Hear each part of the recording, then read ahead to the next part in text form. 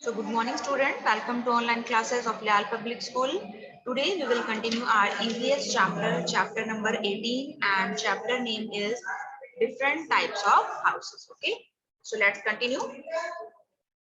Think and answer the following. First one is, why do some people migrate from the villages and settle down in the cities? Some जो people हैं वो villages से migrate होकर cities में settle down क्यों होते हैं?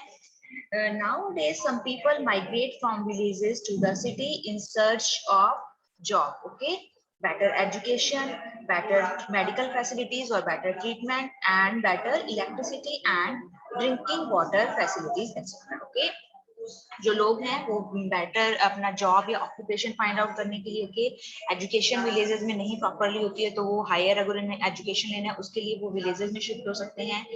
Same like this medical facilities and electricity and other जो भी बेसिक नीड्स है, ओके, वो कंपेयर टू विलेजेस सिटीज में ये बेटर होती है फैसिलिटीज. ओके, तो इसके लिए जो पर्सन पीपल होते हैं वो माइग्रेट करते हैं from villages to cities. Clear?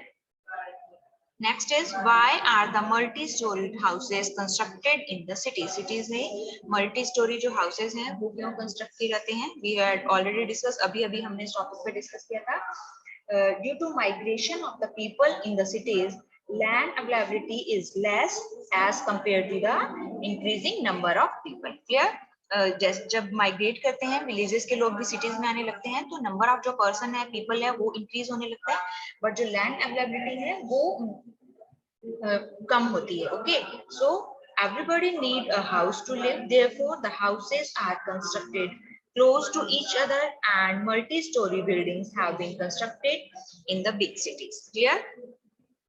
Now next question number 3 is, what is the effect on the size and extension of the houses due to the shortage of land in the cities? Okay, land में cities में land की shortage है, उसकी वजह से जो houses का size है या उनका extension है, okay, means वो कितने area में बना हुआ है वो घर, उस पर क्या effect आया है वो हमें बताना है. Okay, so the size of the multi-story building are very small and congested in a limited space. Okay, उनका जो size है, extension है, वो उन building का या houses का क्या हो गया है, बहुत ज्यादा कम हो गया है. Clear? Next question is, there is a common roof for all the houses in a multi-storied building. In what ways the people must be using a common terrace? Okay, multi-story जो building होती है उनमें common roof होती है कि सबसे जो upper story होती है वही रूप सब बिल्डिंग के सभी जो लोग हैं वो यूज करते हैं. Okay, so in what way the people must be using a common terrace. जो कॉमन टेरेस है, जो उनकी कॉमन रूफ है, उसे वो लोग कैसे यूज करते हैं? So in the multi storey building the people live close to each other, they help each other and enjoy all types of facilities such as water, electricity, etc. There is a common roof in this type of houses, and the staircase and the elevators are also common and used by all the people living here. Okay, and उस building में जो भी लोग रहते हैं वो वहाँ की जो चीजें हैं like staircase है, elevators है, common roof है या water या electricity की जो भी facilities हैं वो उन सब के लिए वो उनको commonly use करते हैं. Clear? There is a high expenditure if a house with all the basic amenities and luxurious facilities is to be constructed. Okay, and अगर एक घर है जिसे कि आपको बेसिक अमेनिटी मींस आपकी जो भी बेसिक नीड्स है, ओके, आपको बेसिक जो रिक्वायरमेंट है किसी घर में रहने के लिए, something that make a place easy to live, जो हमारे घर को रहने में क्या बनाती है, आसान बनाती है. ओके, ऐसी हमारी बेसिक जो नीड्स हैं, एंड अगर लग्जरियस वहां पर फैसिलिटीज आप फाइंड आउट कर रहे हैं, ठीक है, मेक कर रहे हैं, वहाँ की जो फैसिलिटीज हैं दैट आर एक्सट्रीमली कंफर्टेबल, आपको किसी भी कुछ भी वर्क जो है वो लेने की, वर्कलोड लेने की जरूरत नहीं है, वहां पर आपने जो है एक्सट्रीमली अपने लिए कंफर्टेबल एनवायरनमेंट प्रिपेयर किया हुआ है. ओके, तो इस तरह का बेसिक अमेनिटीज के साथ में एंड लग्जरियस जो फैसिलिटीज हैं उसके साथ में अगर हाउस कंस्ट्रक्ट किया जाता है तो उसका जो एक्सपेंडिचर है, मींस उसका जो खर्च है, उसको बनाने में जो मनी आप एक्सपेंड करते हैं वो बहुत ज्यादा होता है. People construct houses according to their requirement and capabilities. Okay, इसलिए जो लोग हैं अपना जो हाउस कैसे कंस्ट्रक्ट करवाते हैं, according to their requirement, अपनी जरूरत के हिसाब से उन्हें किस चीज की रिक्वायरमेंट है एंड उसके अलावा उनका क्या कैपेबिलिटी है, मींस वो कितना मनी उसमें स्पेंड कर सकते हैं. क्लियर? इसके अकॉर्डिंग, इसी के बेस पर वो अपने घर को प्रिपेयर करवाते हैं, कंस्ट्रक्ट करवाते हैं। That is why some houses are big और small and some are kachcha और पक्का हाउसेस। ओके, इसीलिए कुछ आप घर देखते हैं बहुत ज्यादा बिग होते हैं, ओके, लाइक बंगलो है, ओके, पैलेस लाइक होते हैं, एंड कुछ जो हाउसेस होते हैं वो स्मॉल होते हैं, and some houses are kachcha और पक्का हाउसेस। एंड ये किस पे डिपेंड करता है? According to people's requirement and capabilities, की वो क्या उनकी रिक्वायरमेंट है, कितना वो मनी स्पेंड कर सकते हैं। The government also provide houses constructed with the basic facilities to the people. Same like this, जो government है वो भी लोगों को houses provide करवाती है, okay, and उसमें जो भी basic facilities हैं, basic need है human beings की, वो सारी उसमें fulfill की जाती हैं. The payment for these houses is to be given installment, okay, and in houses के लिए आप जो payment है वो small installment में भी उसे pay कर सकते हैं, okay, means आपको वो पूरा money जो है एक साथ pay नहीं करना पड़ता, okay, एक फिक्स अमाउंट उसके लिए आप पर मंथ दे सकते हैं, ओके, उसे हम इंस्टॉलमेंट कहते हैं। तो वो गवर्नमेंट इस तरह के जो हाउसेस हैं वो प्रोवाइड करवाती हैं, आप उसे इंस्टॉलमेंट में जो भी पेमेंट है उस घर का वो पे कर सकते हैं। Clear? In this way, everyone gets a house as per his or her requirement and capability. Okay, इस तरह से हर व्यक्ति को घर मिल सकता है उसकी रिक्वायरमेंट एंड कैपेबिलिटी के अकॉर्डिंग आप घर को गेट कर सकते हैं। In our state, the Rajasthan Housing Board constructs and allots such type of houses. Okay, and हमारा जो स्टेट है मीन्स राजस्थान में जो राजस्थान हाउसिंग बोर्ड है वो इस तरह के जो हाउसेस कंस्ट्रक्ट करवाते हैं एंड पीपल्स को अलॉट करते हैं, okay, उन्हें दिए जाते हैं। Now think and discuss the following. A house is our necessity. Those who do not have their own houses, what do they do? जो हाउस है वो हमारी एक बेसिक नीड है, हमारी एक बेसिक जरूरत है। सो ऐसे लोग, ऐसे पीपल जिनके पास में अपना घर नहीं है, वो क्या करते हैं? So the people must be using a common the people who do not have their own houses live in rented houses or in common shelters like ran basera, okay, so ऐसे लोग जिनके पास में खुद का घर नहीं है वो या तो क्या यूज करते हैं, रेंटेड हाउसेस में रहते हैं, या फिर जो कॉमन शेल्टर्स हैं लाइक रैन बसेरा उसमें वो रहते हैं। Clear? Now, what is common shelter or ran basera? The government makes arrangement of a common shelter, ran basera, for those who do not have their own houses, where all the facilities like pure drinking water, clothes to wear, bed sheets, a cupboard to keep their belongings, toilets, first aid, means of entertainments like television, etc. are available to them free of cost. Okay. सो जो रैन बसेरा है ये किसके through construct किए जाते हैं? Government के through construct किए जाते हैं, ओके, एंड इन यहाँ पर गवर्नमेंट के द्वारा free of cost, okay, means इसके लिए उन्हें कुछ भी पे नहीं करना पड़ता है, पैसे नहीं देने पड़ते हैं, एंड जो भी उनकी बेसिक फैसिलिटीज हैं like drinking water, clothes to wear, अलमीरा है, टॉयलेट्स हैं, फर्स्ट एड है, means of entertainment like television वगैरह, तो ये जो सारी फैसिलिटीज हैं ये उन्हें प्रोवाइड करवाई जाती है free of cost, okay, by the government.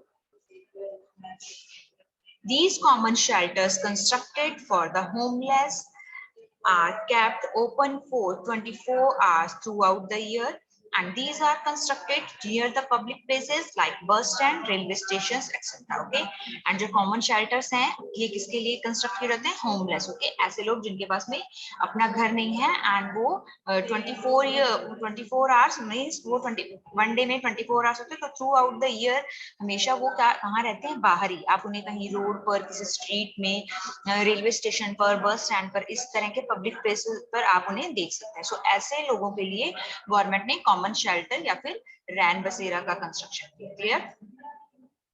Now explore and answer the following. If there is any common shelter, ran basera in your nearby area, then find out whether the people are making use of it or not. Okay, अगर आपके nearby area में आसपास कहीं इस तरह का common shelter या रैन बसेरा है तो आपको क्या इंश्योर करना है, क्या फाइंड आउट करना है कि जो लोग हैं वो इसे यूज कर रहे हैं या फिर नहीं कर रहे हैं। Okay?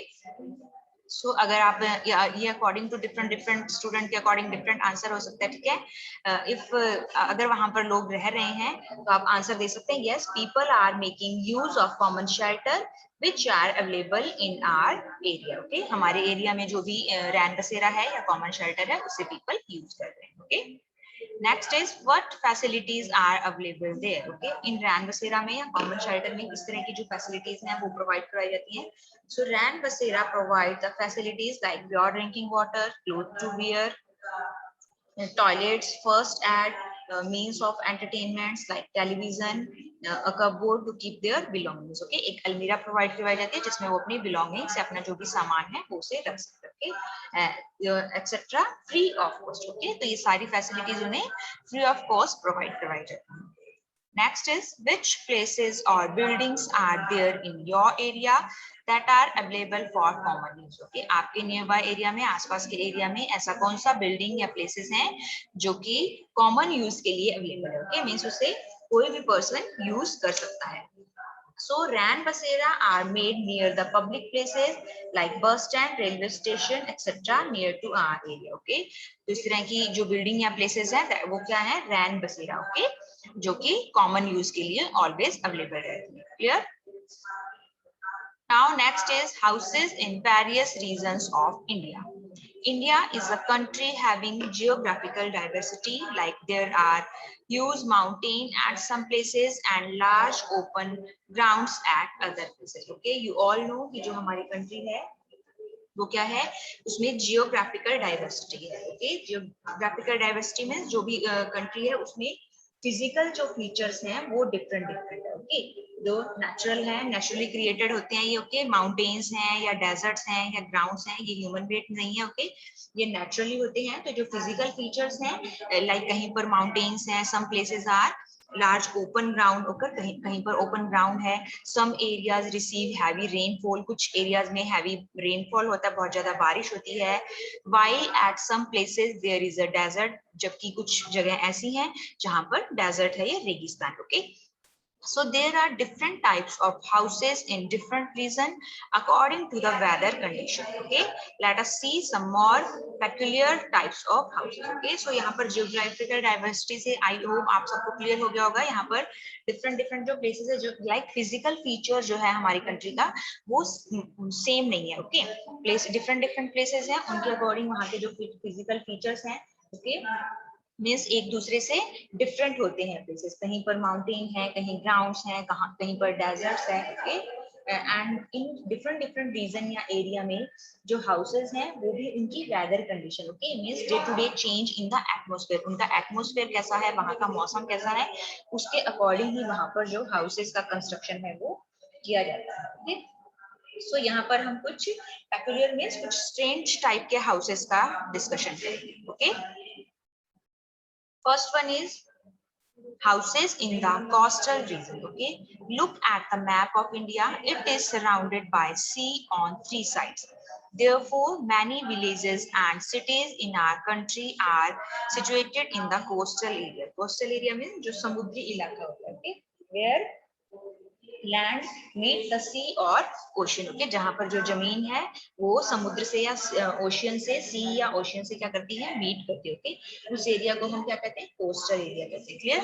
सो हमारी जो कंट्री है वो थ्री साइड से किससे सराउंडेड है, किससे घिरी हुई है। अगर आपने इंडिया का मैप देखा होगा तो थ्री साइड क्या है, हमारे यहाँ पर सी है। ओके, एंड बहुत सारे हमारी कंट्री के विलेजेस एंड सिटीज हैं जो कि कोस्टल एरिया में सिचुएटेड हैं। There are very high tides in the sea water. Okay, and जो sea water है उसमें high tides हैं। Tide means rise and fall of the sea level. Okay, समुद्र का जो लेवल है वो through out the year same नहीं रहता। ओके, तो उसमें जो समुद्र का लेवल है वो क्या होता रहता है, अप होता रहता है, राइज होता रहता है, डाउन होता रहता है। Okay, so rise and fall of sea level. Okay, and this is caused by the gravitational force by the moon and sun. Okay, and the rotation of the earth. Seas में, समुद्र में या ocean में ये Tide क्यों आते हैं? Okay, यानी कि जो समुद्र का लेवल है वो कभी राइज होता है, कभी फॉल डाउन होता है। This is due to cause by the gravitational force की वजह से, and by the gravitational force by sun and moon and rotation of the earth. You all know है ना कि अर्थ जो है वो भी रोटेट करती है, तो इन रीजंस की वजह से ये जो टाइड है, हाई टाइड, ये सी वाटर में आती है। ठीक है, Windstorm are also there, same like this. Windstorm means वहां पर जिसे हम तूफान कह सकते हैं, साइक्लोन जिसे हम कहते हैं, okay? तो ये भी सी वाटर में आती है. Sometimes these areas can become flooded if there are heavy rains. और कभी-कभी क्या होता है, उस एरिया में flooded means वहां पर बाढ़ भी आ जाती है. If there are heavy rain, बहुत ज्यादा बारिश होती है, तो जो वहां का सी है या आसपास का जो भी वाटरी एरिया है, वो क्या उसका लेवल बढ़ जाता है और वहां पर फ्लड आ जाती है. A figure of such type of houses of a village situated in the coastal area is given below. Now see in the picture, ये देखिए पिक्चर में, this area is coastal area, okay, जहां पर जो सी या ocean है land से meet करता है, so इस एरिया को हम कोस्टल एरिया कहते हैं, ओके. एंड कोस्टल एरिया में जो सी का लेवल है वहां पर हाई टाइड्स भी होती हैं, ये वाटर का लेवल बढ़ जाता है, डाउन हो जाता है, okay. And same like this, अगर यहाँ पर हैवी रेनफॉल होता है तो यहाँ पर फ्लड भी आ जाती है, ओके. एंड यहाँ पर विंड स्टॉर्म या साइक्लोन, तूफान जिसे हम कहते हैं, वो भी सी जो एरिया है या कोस्टल एरिया यहाँ पर आते हैं. क्लियर?